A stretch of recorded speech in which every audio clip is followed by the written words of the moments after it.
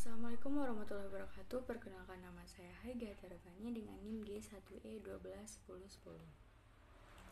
Baiklah, saya akan menjelaskan mengenai sifat fisika dan kimia suatu senyawa hidrokarbon yang sangat menentukan suatu kereaktifannya dan khasiat farmakologinya, dan saya akan memberikan contoh senyawa hidrokarbonnya. Ini pada soal nomor 1. Senyawa hidrokarbon memiliki sifat-sifat fisika dan sifat-sifat kimia.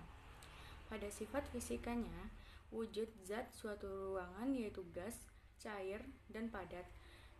Sukar larut dalam air tetapi mudah larut dalam pelarut nonpolar. Pelarut nonpolar yaitu seperti benzen dan CCl4. Titik didih dan titik lebuh relatif lebih rendah.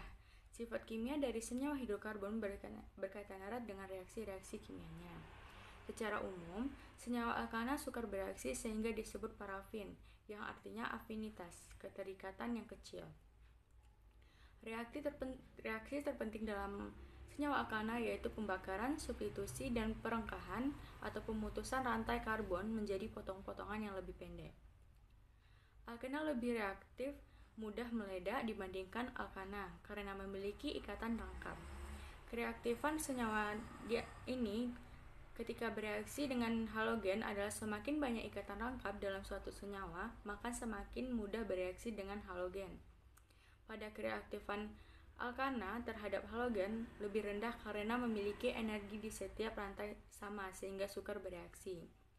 Hal ini terjadi karena alkana merupakan senyawa hidrokarbon alifatik jenuh. Pada alkena, kereaktifannya terhadap halogen yaitu menurun, seiring dengan pertambahan nomor-nomor atom halogen. Sedangkan pada alkuna, kereaktifannya lebih besar dibandingkan dengan kereaktifan alkena. Hal ini disebabkan karena memiliki ikatan rangkap yang lebih pendek.